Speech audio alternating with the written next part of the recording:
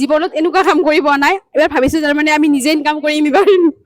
নিজে ইনকাম কৰি ৰাস চাম তাৰমানে মোৰ ঘৰ নলবাৰীতে হয় নলবাৰীৰ ছোৱালীও নলবাৰীৰ বোৱাৰীও মই আমি যা ছোৱালী তিনিজনীয়ে মানে একেলগে আমি ভাবিছো চাহৰ দোকান এখন দি কিনে কেনেকে উপাৰ্জন অলপ হয় বা ৰাইজক কেনেদৰে আমি সোৱাদৰ আমোদ দিব পাৰো সেইখিনি ভাবিছো আৰু আমাৰ নলবাৰীতো বিশেষকে ৰাস বুলি ক'লে আপোনাৰ গোটেই মানুহে জানে আৰু ৰাসটো আহিলে আমাৰ বহুত মানে উলাহ মালহ আৰু ফূৰ্তি এটা হয় 91 আমাৰ ৰাস মহোৎসৱ গতিকে আমি নিজে ঘৰতে মানে নাৰিকলৰ লাৰু টেকেলি পিঠা ধৰক কলপাত পিঠা এইবিলাক গোটেইখিনি বনাই আনিছো কাইলৈ আৰু কিমানখিনি পাৰো চাওঁ মানে এই 10 দিন আৰু আমাৰ বহুত ফূৰ্তি আৰু ইণ্ডিয়া গেটটো বনাইছে ইয়াতে খুব সুন্দৰকে বনাইছে খুব সুন্দৰ প্লেনিং কৰিছে এখন বজাৰ বহুৱাইছে আৰু যিখিনি নিবনুৱা যুৱক যুৱতী তেওঁলোকৰ কাৰণে খুব ভাল হৈছে আমি ইয়াত দেখিছো এখেতসকলেও ইমান সুন্দৰকে দোকান দিছে আৰু যিখিনি থলুৱা পিঠা পনা ইয়াতে বিক্ৰী কৰিছে খুব ভাল লাগিছে আৰু নলবাৰীত 91 সংখ্যক ৰাস মহোৎসৱ উলহ মালহেৰে চলি আছে আৰু উত্তৰ পূৰ্বাঞ্চলৰ যিহেতুকে এইটো এটা সৰ্ববৃহৎ অনুষ্ঠান নলবাৰীৰ ৰাস বুলি ক'লে বিভিন্নজন যুৱক বা বিভিন্নজন যুৱতীয়ে ৰাস চাবলৈ আহে তেওঁলোকৰ যে পৰিয়ালৰ উপাৰ্জিত টকা সেই উপাৰ্জিত টকাসমূহ এই ৰাসৰ নামত তেওঁলোকে খৰচ কৰে ব্যতিক্ৰমী যুৱতী তিনিগৰাকীক পাইছো আৰু তেওঁলোকে আচলতে এখন সৰুকৈ চাহৰ দোকান খুলি ঘৰতে উৎপাদিত পিঠা লাৰু তেওঁলোকে ইয়াত বিক্ৰী কৰাৰ তেওঁলোকে চিন্তা চৰ্চা কৰিছে আৰু এই চিন্তা চৰ্চাটো সঁচাকৈ অত্যন্ত ভাল লাগিছে আমি তেওঁলোকৰ লগত যদি বাৰু অকণমান সময় কথা পাতিব বিচাৰিম আচলতে তেওঁলোকৰ এই গোটেই চিন্তাখিনি কেনেধৰণে আহিল বা তেওঁলোকে কি ক'ব বিচাৰে অকণমান সময় ল'ব বিচাৰিছিলো আপোনাৰ পৰা কওকচোন কেনেদৰে পৰিকল্পনাটো হ'ল আৰু বৰ্তমানে কেনেকুৱা লাগি আছে নমস্কাৰ মোৰ নাম শ্ৰী নিজৰা দাস মোৰ ঘৰ নলবাৰীতে হয় নলবাৰীৰ ছোৱালীও নলবাৰীৰ বোৱাৰীও মই চাহৰ দোকান এখন দি কিনে কেনেকে উপাৰ্জন অলপ হয় বা ৰাইজক কেনেদৰে আমি সোৱাদৰ আমোদ দিব পাৰো সেইখিনি ভাবিছো আৰু আমাৰ নলবাৰীতো বিশেষকে ৰাস বুলি ক'লে আপোনাৰ গোটেই মানুহে জানে আৰু ৰাসটো আহিলে আমাৰ বহুত মানে উলাহ মালহ আৰু ফূৰ্তি এটা হয় 91 আমাৰ ৰাস মহোৎসৱ গতিকে আমি নিজে ঘৰতে মানে নাৰিকলৰ লাৰু টেকেলি পিঠা ধৰক কলপাত পিঠা এইবিলাক গোটেইখিনি বনাই আনিছো কাইলৈ আৰু কিমানখিনি পাৰো চাওঁ মানে এই 10 দিন আৰু আমাৰ বহুত ফূৰ্তি আৰু ক্ষমা কৰিব মই আচলতে যদিও যুৱতী বুলি উল্লেখ কৰিছো তেওঁলোক আচলতে বিবাহিত তেওঁলোকে বৰ্তমান অৱস্থাত বোৱাৰী হয় তেওঁলোক আৰু তিনিওগৰাকীকে আন দুগৰাকীও আছে তেওঁলোকে কামত ব্যস্ত আছে অকণমান সময় যদি আপোনালোকে বেয়া নাপায় অকণমান আগবাঢ়ি আহকচোন আপুনি আহক অকণমান সময় মই ল'ব বিচাৰিছো কওক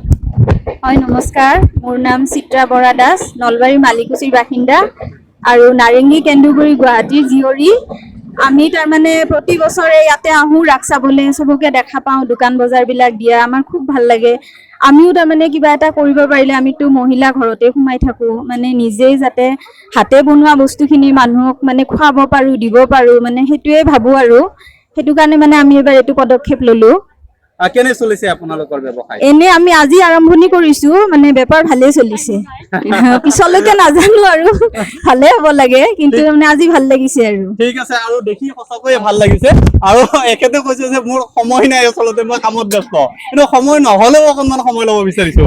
অনুভৱ কওক অনুভৱ খুবেই ভাল মানে কি প্ৰথম অভিজ্ঞতা যে আৰু লোকেল হয় মানে জীৱনত এনেকুৱা কাম কৰি পোৱা নাই এবাৰ ভাবিছো তাৰমানে আমি নিজে ইনকাম কৰিম এবাৰ